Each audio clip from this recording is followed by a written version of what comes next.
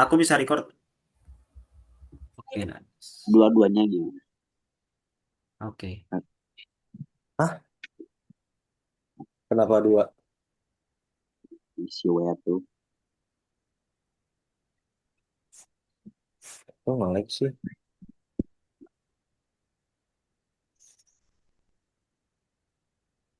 Tes, tes, tes.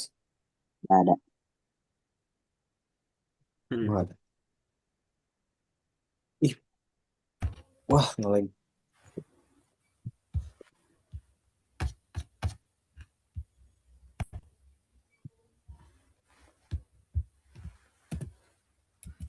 Single nggak lagi?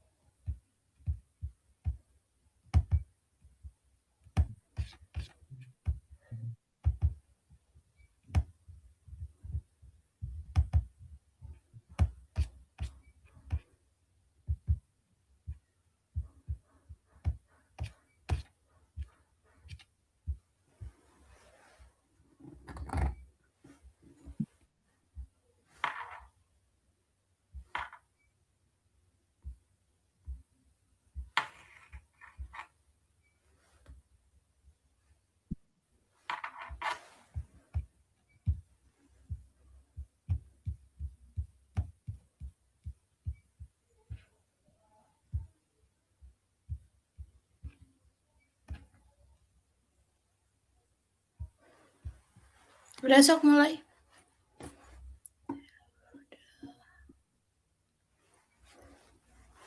Halo, Kang. Udah masuk nih.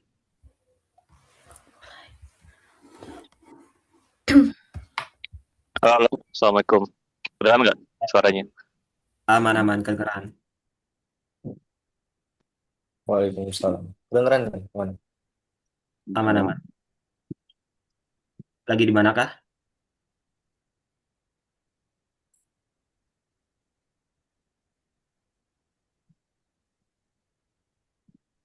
Ada suaranya gak ini? Ada. Oh, ada. Itu yang lain. Nah,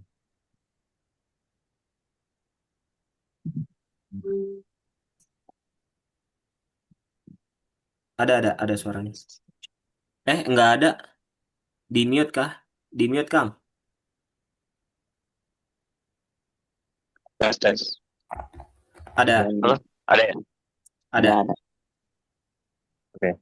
Eh, Oke, Assalamualaikum teman-teman. Maaf, baru sempat join ya. Mangga dilanjut. Oke, siap. Mangga, Nisa, boleh langsung dimulai aja. Oke. Bismillahirrahmanirrahim. Assalamualaikum warahmatullahi wabarakatuh. Selamat siang kepada Mas Radian. Perkenalkan kami dari kelompok 3 program studi Teknik Informatika. Saya Anissa Rismawati Dewi yang akan bertugas sebagai moderator pada wawancara hari ini. Terima kasih atas kesediaan Mas Rahadian untuk menjadi narasumber dalam penelitian kami yang berjudul Evaluasi Nilai-Nilai Islam pada Operasional Knowledge Ecosystem dan Learning Innovation berbasis SWOT. Wawancara ini bertujuan untuk memahami operasional image serta penerapan nilai-nilai Islam di dalamnya. Kegiatan ini diperkirakan berlangsung sekitar 50-60 menit. Dan dengan izin Mas Radian, kami akan mendokumentasikan untuk keperluan akademik. Sebelum memulai, apakah suara kami terdengar dengan jelas? Oke, jelas. Aman. Dan apakah Mas Rahadian berkenan jika sesi ini didokumentasikan? Oke, Baik, terima kasih. Wawancara akan dibagi ke dalam 4 aspek SWOT, yaitu strength, weakness, opportunities, dan threats yang akan dipadu oleh anggota kelompok secara bergantian. Tanpa berlama-lama lagi, saya persilahkan kepada rekan kami untuk memulai sesi strength. Oke, terima kasih Teh Anissa untuk atas kesediaannya menjadi moderator ya. Sebelumnya boleh kepada Kang Salman untuk menjelaskan tentang sedikit eh, profesinya sebagai founder atau CEO di salah satu unit di perusahaan The Local Enablers ya, yang bernama eMind. Boleh dijelaskan secara singkat dulu mungkin, Kang? Oke. Aku sambil coba on cam ya. Ini agak lemot, tapi kalau misalnya agak susah paling sound dulu aja. Oke. Oke. Assalamualaikum teman-teman. Salam kenal ya. Ada siapa nih? Ada Abdul Rafi, ada Ahmad, ada Kavi, ada Anissa ya. Itu aku nggak tahu ya apa namanya. Saya nggak tahu ini sesinya formal apa. Cuma kalau saya sih pengennya bawanya lebih santai aja ya gitu. Nah, kebetulan saya kemarin dipilih ya sama Kavi gitu kan ya. Kebetulan Kavi adalah tim saya gitu kan ya. Di salah satu unit di The Local Enablers. Jadi kita sebenarnya lebih ke unit yang ngomongin tentang gimana ya kita bisa banyak mengedukasi teman-teman masyarakat gitu ya terkait punya cara berpikir yang baru gitu. Jadi punya enggak lagi terjebak di cara berpikir konvensional, tapi juga punya cara-cara kreatif baru untuk menyelesaikan masalah di sekitar hidupnya gitu. Nah itu jadi dari situlah kita coba lahir gerakan atau nama bisnis kita adalah eMind gitu deh.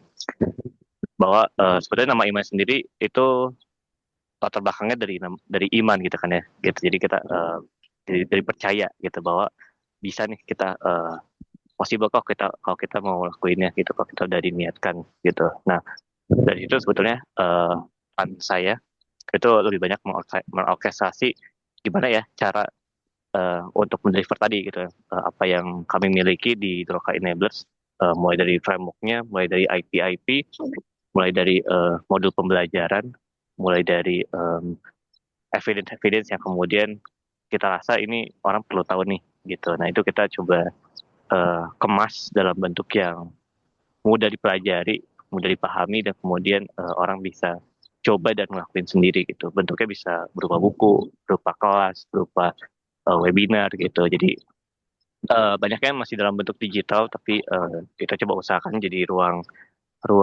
playground gitu sih ke depannya gitu. Oke, sangat jelas. Ya, menarik sekali tadi berbicara tentang apa pergerakan gitu yang menyebarluaskan cara berpikir baru kepada masyarakat melalui tadi ada modul, terus webinar dan juga workshop begitu ya. Nah, eh, mungkin langsung mulai ke pertanyaan, Kang. Yang pertama itu dalam membangun si unit ini, gimana sih proses untuk tadi kan ada apa sekitar beberapa metode untuk pergerakan itu ada modul, terus webinar dan workshop. Itu pasti kan ada merancang kurikulum atau si learning journey-nya itu supaya relevan dan adaptif untuk beberapa apa ya sektor gitu. Kalau dilihat dari eh, CV-nya itu ada beberapa workshop seperti BNI atau Pertamina atau yang pernah saya ikutin juga tuh Peruri itu kan ada apa ya semacam kriteria atau proses. Nah itu gimana Kang? Boleh diceritain nggak prosesnya kayak gimana gitu? Apakah ada framework khusus atau standar khusus yang menjadi acuan? Oke. Aku sambil dulu deh, tadi agak jelek sinyalnya. Nah, yang menjadi acuan sebetulnya balik lagi pada kebutuhan usernya ya, gitu. Jadi kita memang gerak itu dari kebutuhan dulu, gitu. Bahwa sebetulnya di pasar atau mungkin klien kita tuh sebenarnya lagi perlu apa sih, gitu kan. Jadi nggak bergerak dari apa yang kita punya atau solusi yang mau kita uh, asumsikan bahwa oh ini orang bakal perlu nih, tapi memang literally menggunakan proses thinking bahwa sebetulnya mulainya dari memetakan kebutuhan usernya, memetakan keperluannya dan kemudian mematukan pain point-nya juga gitu kan ya. Dan kemudian nanti baru lanjut kita buat itu sebuah learning journey gitu ya. Tadi yang mungkin Kavi udah sempat bilang gitu bahwa gimana nih proses pembelajarannya gitu kan ya. Bagaimana cara belajarnya sehingga dia bisa sampai ke learning outcome tertentu gitu. Jadi memang penting banget untuk kemudian dari wawancara itu, dari hasil advertising kita coba turunin jadi oke, outcome-nya apa nih harus dipenuhi gitu kan ya. Tujuan pembelajarannya apa gitu kan ya. Sama halnya kayak mungkin teman-teman melakukan wawancara ini sebenarnya outcome-nya apa sih gitu. Nah itu tuh adalah nanti mungkin bisa jadi salah satu aktivitas yang kita lakukan di proses trainingnya gitu kan ya. Karena metode training tuh banyak, nggak cuma berupa workshop, tapi juga sebetulnya bisa jadi project based. Kayak gini mungkin teman-teman melakukan wawancara kayak gini kan sebenarnya bentuknya ada project based gitu kan ya. Gitu. Jadi mungkin bisa bikin project atau mungkin bisa dibikin teman-teman yang lain bikin suatu demonstrasi gitu kan ya, gimana cara pemakaian sesuatu atau membuat sebuah proses bisnis gitu, itu bisa deliver dari berbagai metode apapun. Yang penting sebetulnya nyampe pada learning outcome tertentu yang didapatkan dari hasil advertising tadi gitu. Cukup menjawab nggak? Ya, cukup menjawab sih. Berarti tadi si proses itu tadi yang pertama itu akan si kebutuhannya user dulu dengan melakukan empathizing begitu ya. Yes. Nice. Nah, ketika udah tadi melakukan empathizing, pasti kan kita langsung ngebuat si modul untuk si peserta tuh kayak seperti apa. Nah, untuk memvalidasi kualitas materi itu sebelum dilempar ke audiens, itu seperti apa mekanismenya, Kang? Ya, biasanya sebetulnya yang paling mudah adalah sebenarnya kita validasi oleh learning designer kita. Jadi validasi dulu terkait kesesuaiannya dan juga berdasarkan experience yang pernah kita lakukan ya. Jadi memang ada portfolio kita gitu. Jadi udah tahu nih, oh kalau misalkan kebutuhannya ini learning journey-nya biasanya kayak gini gitu. Terus kemudian nanti kita coba sesuaikan dulu gitu kan. Tapi kalau untuk klien yang ini tuh pengennya kayak gini, nanti kita validasi bareng-bareng gitu. Jadi memang remuk bareng dulu nih gitu kan, duduk bareng untuk kemudian menentukan kayaknya udah cukup sesuai nih gitu. Jadi ngomongnya dari aspek dari internal kita dulu. Terus kemudian nanti setelah itu kita juga sebenarnya nggak perlu, sebenarnya kalau misalkan sebelum AI sih mungkin kita memang harus perlu orang-orang beta tester gitu ya. Jadi untuk early adopter siapa nih yang bisa kemudian kita validasi gitu sebelum ke klien. Tapi sekarang tuh sebenarnya udah bisa juga validasi dan dikritisi sama AI juga gitu. Jadi sangat membantu juga gitu. Terus kemudian sebelum masuk ke trainingnya pasti kita melalui si PIC kliennya dulu gitu. Entah mungkin biasanya menghubungi kita tuh biasanya HR gitu kan ya. Tim HR-nya, tim trainingnya, tim R&D. Jadi kita coba validasi dulu tuh ke mereka gitu. Baru nanti kita baru ke trainingnya, workshopnya atau pembuatan modul-modulnya gitu. Gitu mungkin.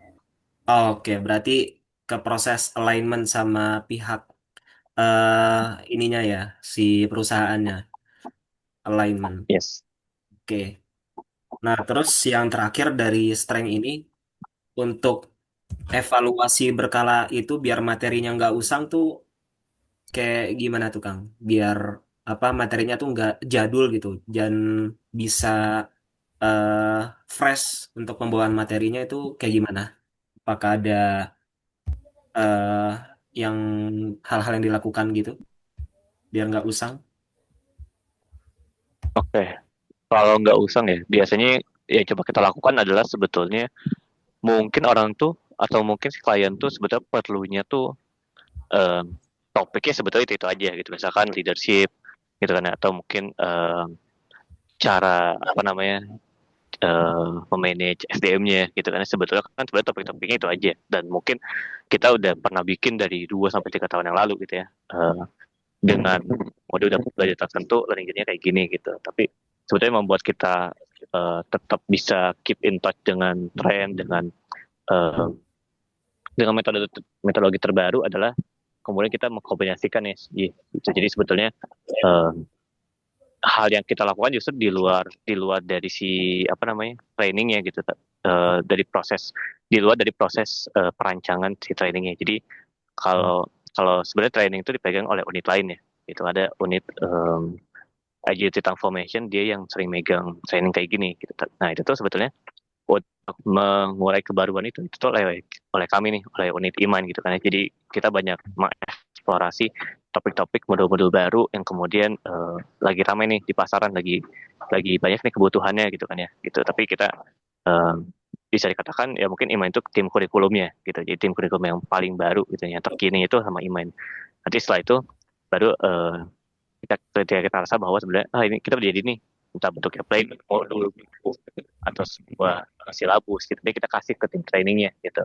Ada ini nih pilihan yang terbaru nih dari kami gitu kan, terbitan baru, kebutuhan kayak bisa nih masuk ke kebutuhan klien yang ini nih gitu. Jadi pada akhirnya di materi trainingnya itu dikombinasikan dengan materi yang memang sudah teruji dan juga dengan kebaruan-kebaruannya gitu. I Gitu see. sih, ini kurang lebih. Iya, iya. Berarti si unit MN ini memang mereka fokusnya ke eksplorasi. Kalau untuk kebutuhan training seperti misalkan leadership yang seperti yang eh, muncul pada umumnya gitu ya, itu eh, Yes. biasa langsung aja ke unit lain gitu. Tapi kalau misalkan biar materinya itu tetap terbarukan, kita si unit MN itu ngasih beberapa opsi yang bisa sesuai sama tren masa kini gitu ya. Terus tadi si strength Yes. bagian apa? eh yang pertama tadi tuh empathizing itu juga sangat menarik ya. Jadi kita memetakan si kebutuhan usernya dulu, baru kemudian nanti setelah dibuat ada proses alignment. Itu cukup sangat kuat menurut saya sih.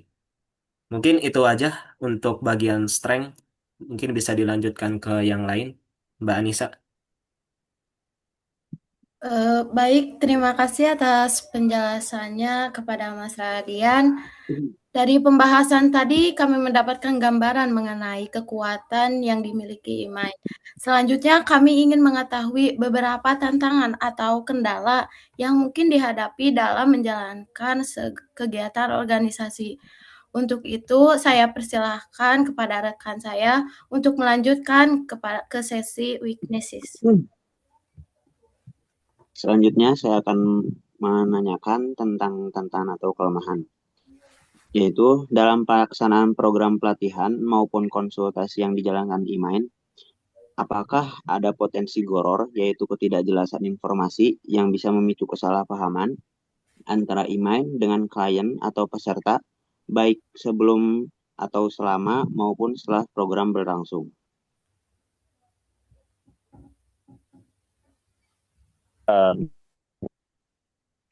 Boleh tolong dielaborasikan lagi nggak? Jadi apa nih goalsnya nanti akan kemana nih di konteks pertanyaannya? Apakah ruang lingkup pekerjaan sudah selalu dituangkan secara tertulis dan rinci sejak awal, atau masih ada kesepakatan yang bersifat lisan atau asumtif?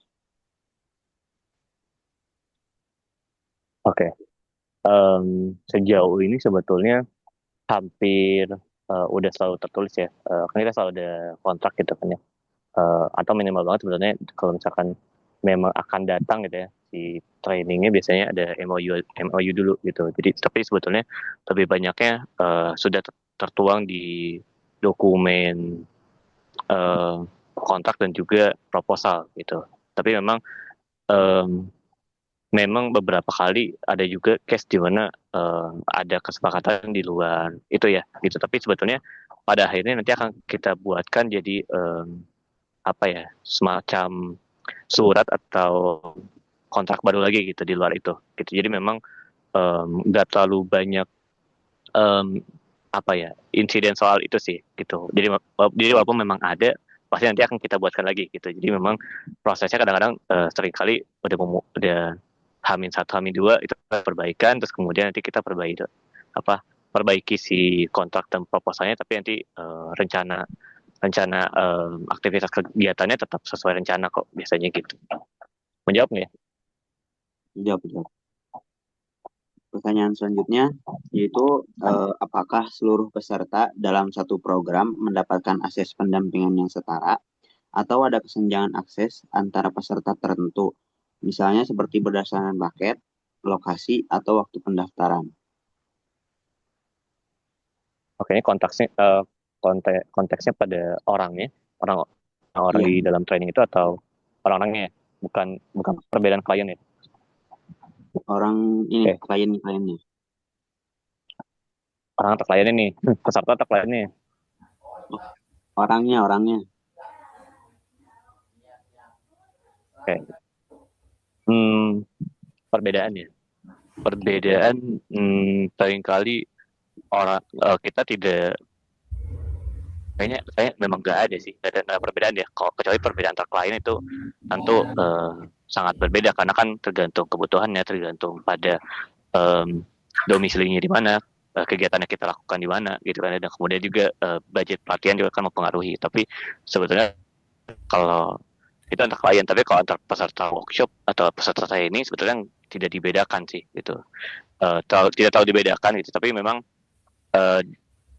seringkali memang akan diberikan beberapa tema khusus untuk peserta yang memang tidak mengikuti rangkaian kegiatan secara penuh gitu. Jadi misalkan harusnya kegiatannya 2 hari, tapi ternyata dia hanya datang di 1 hari gitu. Jadi kan ada yang kelewat tuh, maka yang kelewat ini nanti kita coba berikan tambahan-tambahan materi yang tidak diikuti, dan kemudian juga kita coba untuk tetap keep in touch dengan pemahamannya gitu kan, karena kan sebetulnya setiap orang yang mengikuti training kan sudah kita tentukan ya learning outcome-nya apa nih setiap orang gitu kan ya, dan juga dari pelatihan itu gitu. Maka jadi penting untuk harapannya setiap orang tuh bisa mendapatkan learning outcome tertentu, dan kalau misalkan memang pada akhirnya nanti tidak mencapai, maka kita nanti bisa lakukan evaluasi gitu kan ya. Apakah memang ini evaluasi terkait dari internal tim atau justru dari klien atau enggak pesertanya, seperti itu. Selanjutnya ada pertanyaan terakhir, yaitu sebagai organisasi yang menjalankan banyak proyek lintas sektor secara bersamaan, bagaimana Kang memastikan beban kerja tim tetap terkendali sehingga produktivitas terjaga tanpa mengorbankan kesejahteraan anggota tim? Oke, kalau soal itu kita lebih banyaknya hire dari luar ya. Jadi kita hire misalkan project manager, fasilitator itu dari luar. Jadi memang oprek lagi gitu. Jadi bentuknya mungkin bisa freelance gitu ya. Jadi memang tim inti nggak akan pernah, jarang saya libatin kecuali memang urgent dan mendesak gitu. Misalkan Kavi nggak pernah, sangat jarang untuk saya libatin lagi gitu, karena memang kebanyakan workshop udah jelas jangka waktunya masih cukup lama gitu. Tapi beberapa kali juga saya libatkan Kavi karena kebutuhan kliennya cukup mendesak, dan kemudian juga tidak memungkinkan untuk melakukan oprek gitu kan ya, gitu sih. Jadi tim internal tetap terjaga gitu kan ya, gitu. Ya, mungkin cukup sekian pertanyaan dari bagian witness. Saya kembalikan kepada Nisa.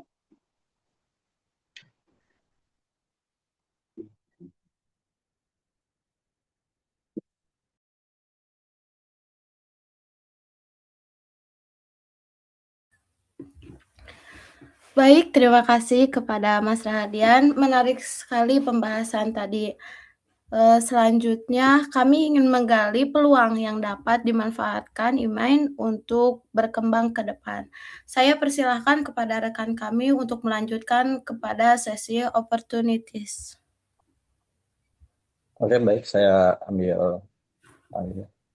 Nah, di sini saya akan membahas opportunities atau peluang pengembangan e-mind di masa mendatang.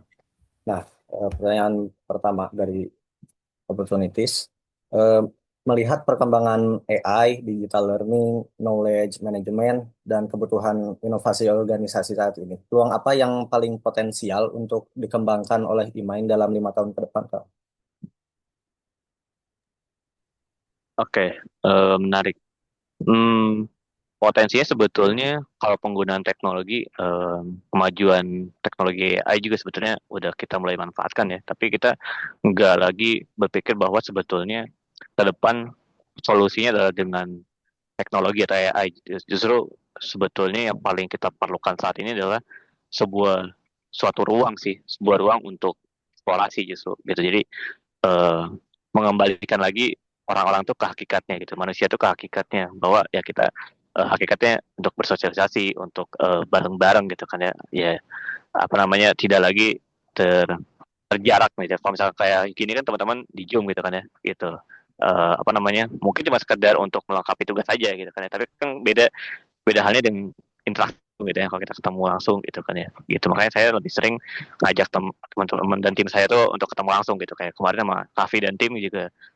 Saya memang kita unit paling digital di ekosistem Dua Kali Neighbor, tapi saya lebih senang untuk apa, punya ruang bareng-bareng untuk eksplorasi gitu. Jadi sebenarnya potensi yang saya lihat adalah bahwa semakin minim nih ruang-ruang untuk menjadi manusia seutuhnya itu makin minim nih gitu dengan adanya teknologi. Dan juga apa namanya, ya maka akhirnya sebanyak banyak tren soal digital apa era digital, tapi kita merasa sendiri gitu loh. Jadi kayaknya itu menarik sih, untuk kemudian kayaknya kita punya peluang untuk coba membangun ruang-ruang itu sih, menghidupkan kembali ruang-ruang yang menghidupkan manusia sih. Itu sih mungkin. Hmm.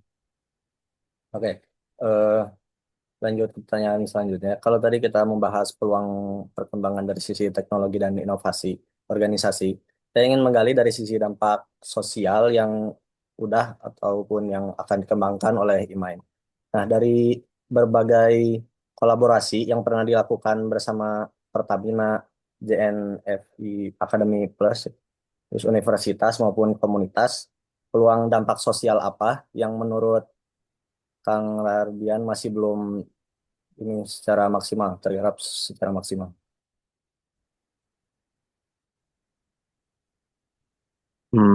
Dampak sosial ya. Em, ini konteksnya dari yang udah pernah Iman lakukan tapi belum maksimal, atau mungkin sebetulnya kayaknya ada satu hal yang belum turun nih ke situ, atau gimana?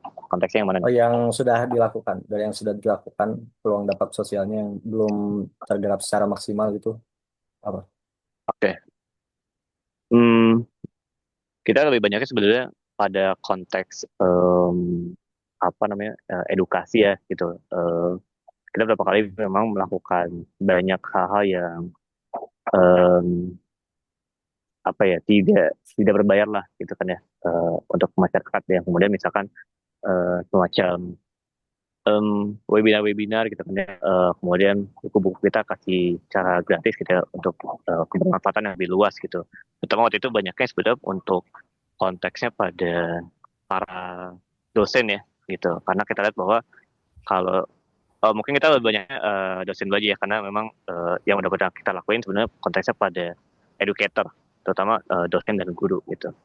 Nah, beberapa kali kita lakuin bahwa kita melihat dosen dan guru ini sebetulnya punya punya satu hal, beberapa beberapa mereka dari mereka tuh sebetulnya punya niat tulus untuk kemudian pengen mahasiswanya itu untuk bisa kontribusi setelah lulus gitu kan ya.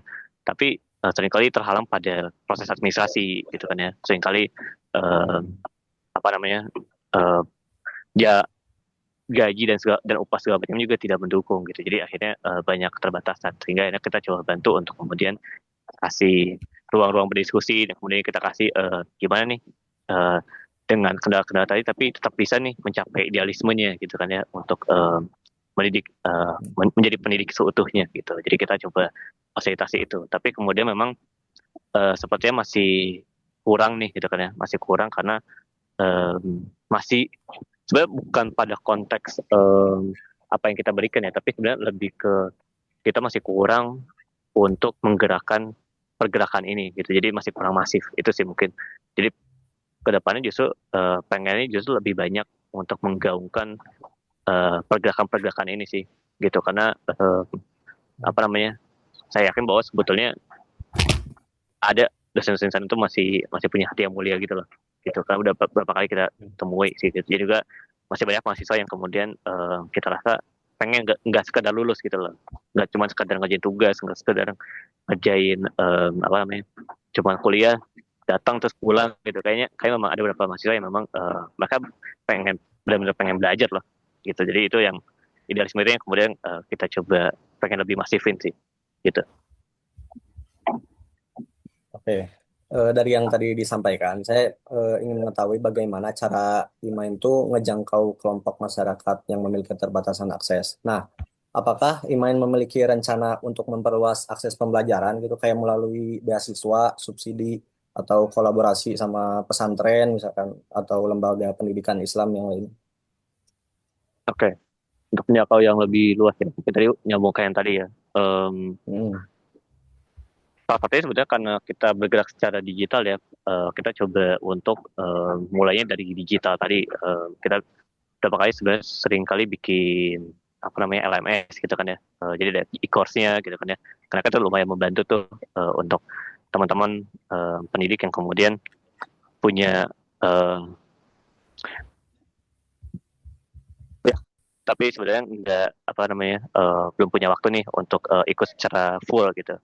Terus kemudian setelah itu juga berapa kali kita coba kolaborasi ya. Tapi memang kolaborasi ini memang belum masif banget gitu ya. Gitu. Jadi memang em, masih masih sebenarnya yang dijangkau itu masih masih lebih umum gitu. Maka sebenarnya tertarik banget sebenarnya kalau kemudian nanti kita bisa merencanakan untuk kolaborasi lebih dalam lagi gitu kan ya dengan lembaga-lembaga pendidikan gitu kan dengan dan mungkin sebenarnya mulai memetakan juga sih ekosistem di daerah tertentu ya. Jadi kita bisa masukin lewat mana nih? Jangan apakah tadi mungkin pesantren gitu kan ya? Apakah mungkin lewat sekolah Islam gitu kan ya? Apakah mungkin dari yayasan gitu kan? Jadi kan sebenarnya kita harus coba mencari kita bisa menemukan siapa ya titik ungkitnya gitu. Kita bisa masuknya dari mana ya? Sehingga akhirnya kita cuma masuk dari satu mitra atau satu komunitas tapi dampaknya berkelanjutan gitu. Gitu mungkin. Oke, mungkin cukup sekian pertanyaan dari bagian opportunities. Nah, kemudian yang terakhir kami ingin membahas threat atau tantangan dan ancaman eksternal yang mungkin dihadapi imannya. Eh, Pertanyaannya, di tengah meningkatnya jumlah lembaga pelatihan eh, dan platform pembelajaran digital gitu kayak Iman ini, apa ancaman terbesar bagi keberlangsungan knowledge ekosistem kayak Iman ini?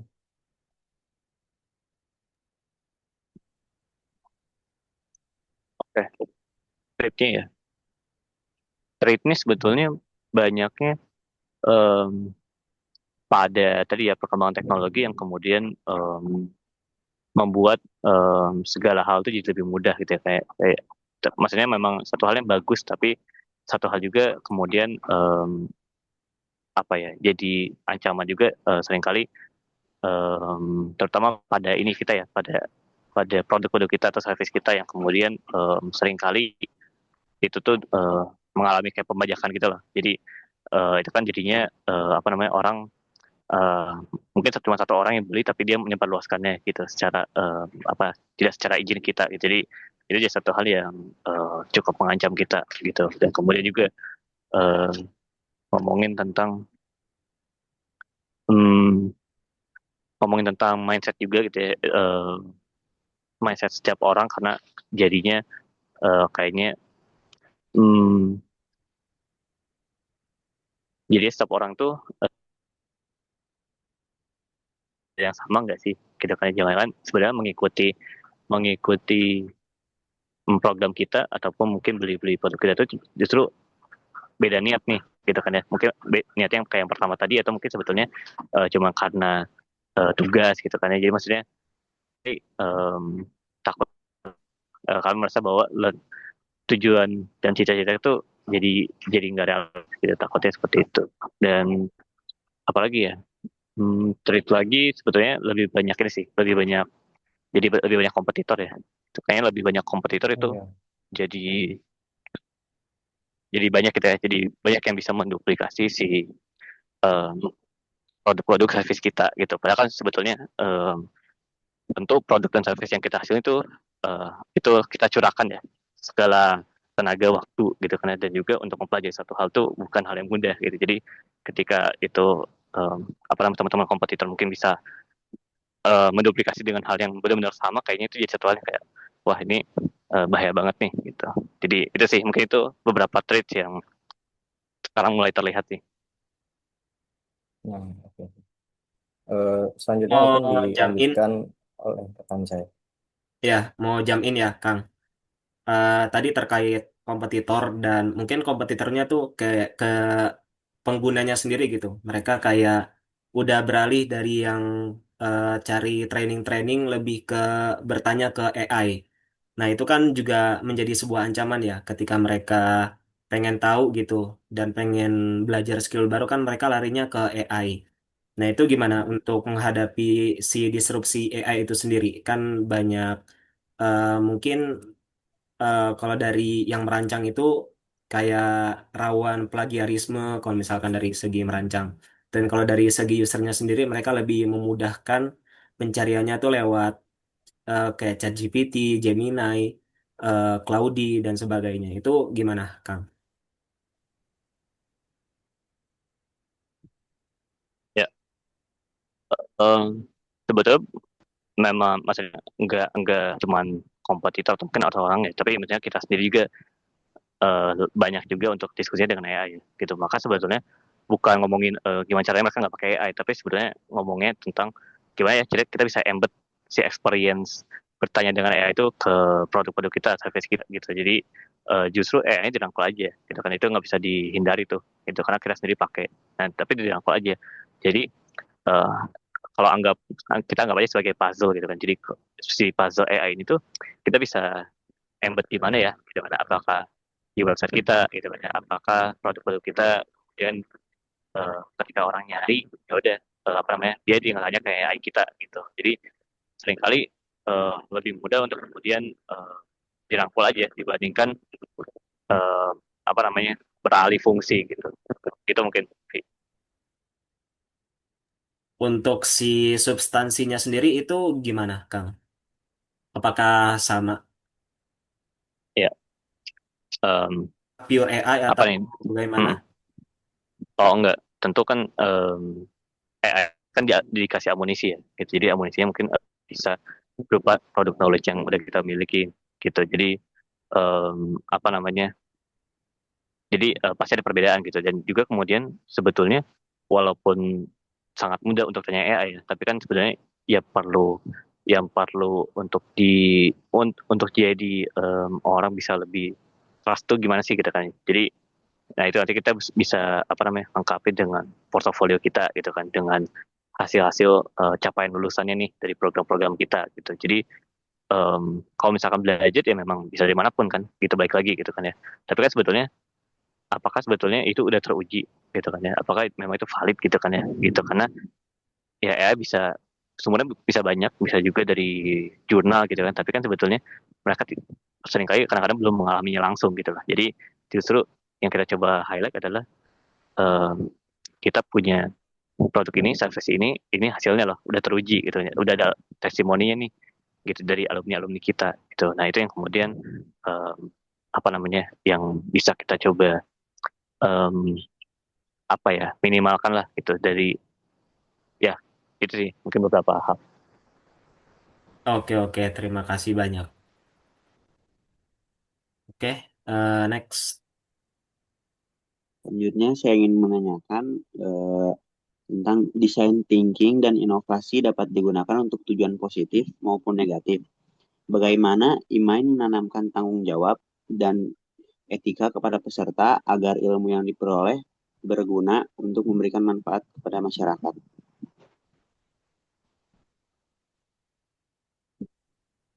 Hmm, menarik ya, gitu. Nah, sebetulnya hmm, sebelum ke sana sebetulnya biasanya filter yang kita coba filtering dulu sih. Jadi sebagai konteks kita tuh banyak juga kedatangan klien-klien yang di luar hmm, apa ya, banyak itu misalkan hal-hal yang mereka ilegal gitu kan ya. Contohnya misalkan pertambangan gitu. Nah pertambangan tuh kita ambil nih gitu kan karena memang eh, apa namanya secara etika dan juga kemudian kita lihat dari trennya juga bukan suatu perusahaan yang em, ya perusahaan yang sepertinya kita rasa masih kurang etis nih gitu. Jadi sebenarnya itu beberapa filter kayak gitu tuh sebenarnya kita udah terapin nih gitu. Jadi sebenarnya kita tahu apa namanya peserta klien dan peserta ini apa namanya backgroundnya seperti apa gitu. Dan memang memang sangat mungkin sekali untuk kemudian keilmuan kita digunakan untuk hal-hal yang tidak etis gitu ya. Tapi sebetulnya itu adalah satu hal yang nggak bisa kita kontrol sampai sedalam itu sih. Gitu. Maka sebetulnya yang bisa kita lakukan adalah selalu memusatkan bahwa sebetulnya terutama di sanding ya, kan di sanding kan sebetulnya bergeraknya dari kebutuhan user gitu. Jadi yang di highlight adalah setiap training, setiap program dan setiap program produk yang kita punya itu adalah kita selalu menanamkan bahwa kita tuh kalau jadi desain thinker tuh untuk bantu orang lah gitu. Niatnya untuk diniatkan untuk bantu orang gitu. Jadi value-value itu sih yang kita coba untuk selalu tanemin di setiap produk dan layanan kita gitu. Perihal orang lain tidak menggunakan secara etis, ya sudah gitu. Misalnya itu kan di luar apa yang kita bisa gitu. Jadi, tapi setidaknya apa yang bisa kita lakukan, ya udah kita terus coba gaungkan aja si value-value kita gitu. Selanjutnya saya kembalikan kepada moderator.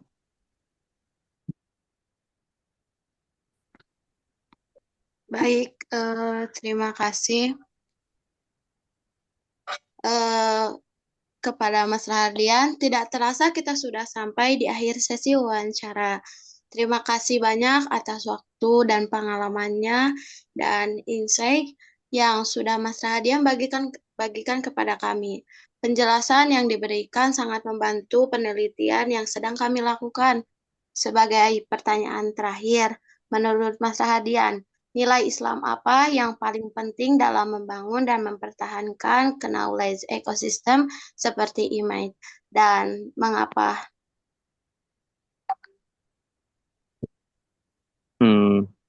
Value Islam.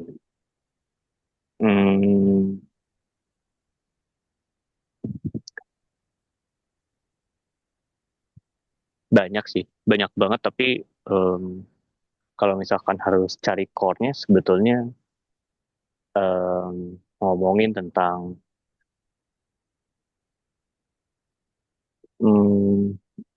ini sih, ngomongin tentang menuntut ilmu sih, gitu. Karena